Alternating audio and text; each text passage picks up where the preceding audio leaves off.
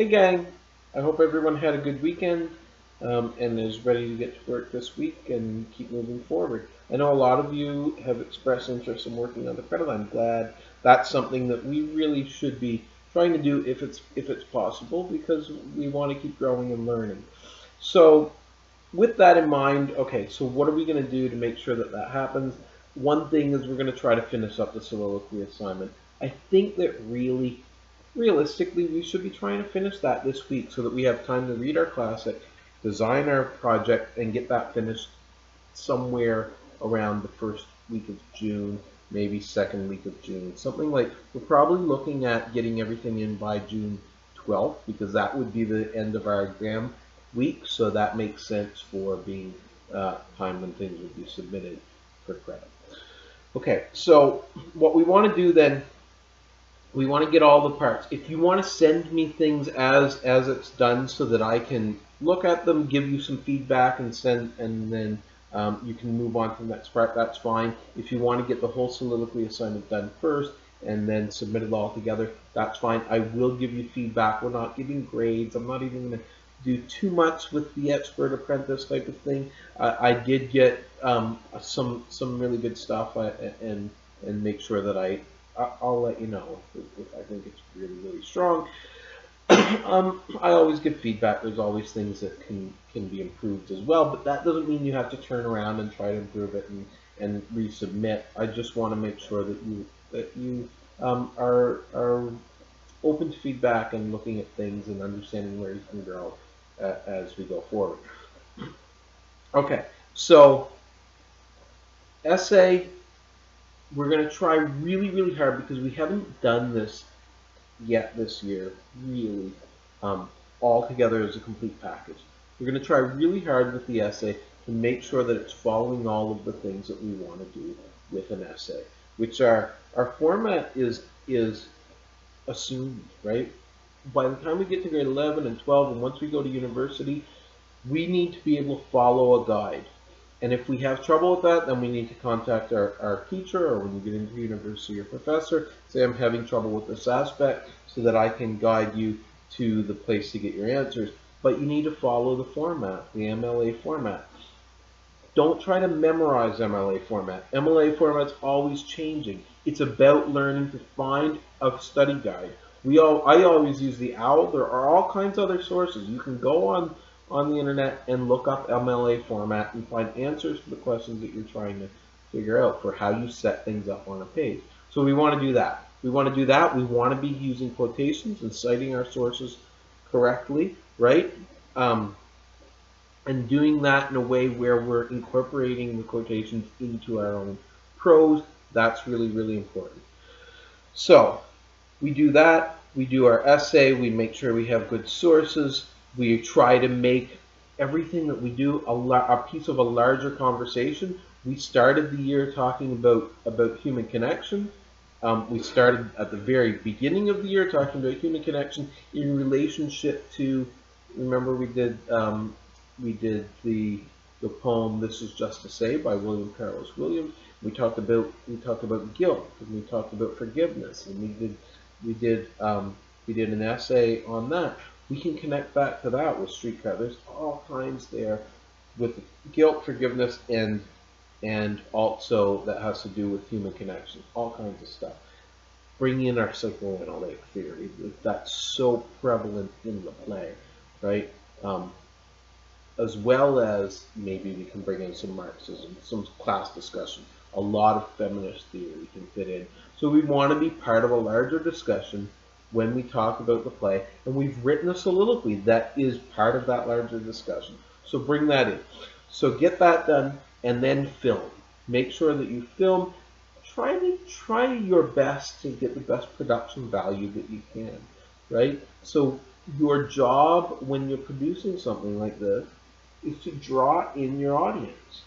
You want me to believe. You want me to, if it's an emotional scene, I should be feeling that, right? So you're going to do everything that you can to make that happen. You're the director, I guess. You're the director, you're the actor, you're the method actor, you're coming up with your choices, you're making choices GCO2, making effective communication choices. You're doing that. So that's where you can't come to me for answers on what your set should look like and how you should perform and those things. You're making effective communication choices for your audience. Okay? Really working on that aspect.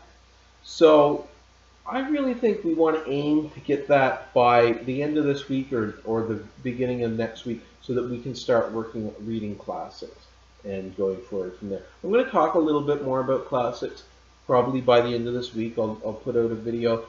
Some of you have been kind of back and forth with me a little bit on things. What I really want you to do, though, this is important. The things that you read at this point in your life, and probably, before now, it's already been there. The things that we read, we should be trying to read things that mean something to us. So do a little bit of research on what you're reading. Don't just pick something there that's just a suggestion from me. Look around, look at reviews, and find something that hits on a topic that matters to you. Find something that's going to challenge your views of life that you have right now, and that's also going to somehow speak to you because there's some kind of connection there, something that you're interested in, some experience that you've had that you want to investigate further, that you want to really think about. So try to find something that's going to make that happen. You want to look at things that are meaningful to you. When you do that, that makes it much easier to create a project about that because you care about it. You care about the issues, you care about the book, you care about what you're looking at. I'm just going to give you a really quick example. So I'll give you a couple. Huckleberry Finn. Huckleberry Finn to me is one of the greatest novels. To me, it's the greatest novel. It's the best novel that's ever been written.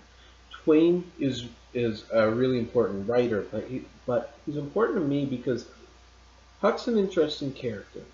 So the reason why Huck's such an interesting character is because Huck is a kid who's grown up in the racist South. And because of that, he has a perspective and a point of view and a language that is problematic, right? The way that he sees race, the way that he sees black slaves in comparison to himself as a human being is faulty, and it's because of the way that he's grown up. But Huck manages to get to know Jim, a runaway slave, and he somehow manages to grow, and he somehow manages to, not just at the end, but throughout the book, Huck has a conscience, and he has empathy, and there's something inside of him that makes Huck do the right thing, even though he's always been taught the wrong thing. It's really interesting. This is a really key. It's a really key issue, I think, in life, because we're all the products. We're all the product of what we've been taught, right? In a lot of ways, we're all the product of what we've been taught. And you have to ask yourself, well, then what's the expectation on me? Based on if that's the way I grew up, if that's what I was taught. And Twain doesn't let anybody off very easily. Twain doesn't say, oh, Huck grew up in the racist South. He was raised by an abusive father. He didn't have guidance.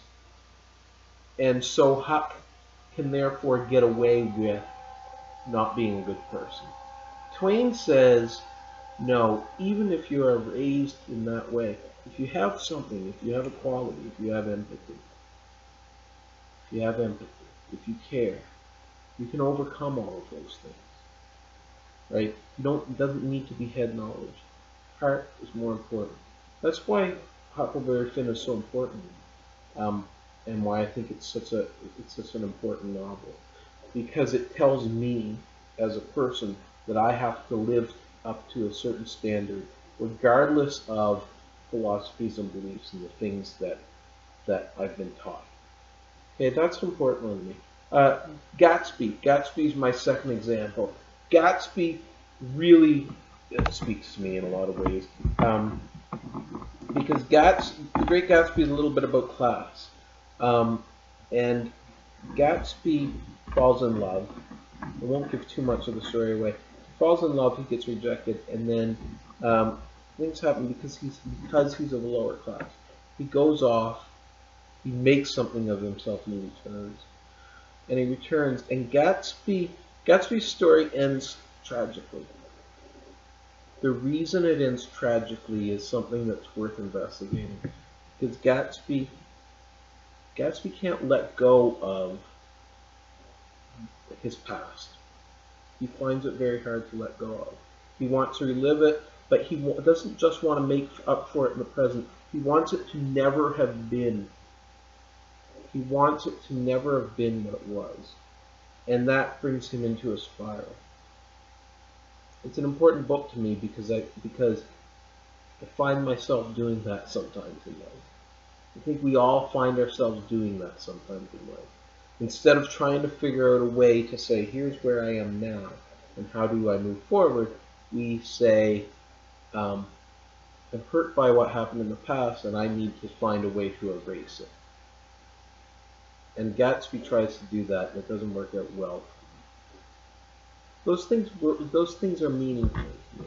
Find something that is meaningful to you in some way. Okay, that's my challenge to you. Okay, I'm going to leave it there. This video is long enough. Thank you to all of you who lasted the whole way through. We'll talk maybe later in the week a little bit more about some classic novels. Keep sending me emails if you have questions. Any thoughts that you have about some classic novels, let me know. Tell me why you chose them. If you make a really cool video, be ready. I am going to ask you if I can post it. I would love to post some of these videos if we get some really good ones. Alright, thanks. We'll see you soon. Bye-bye.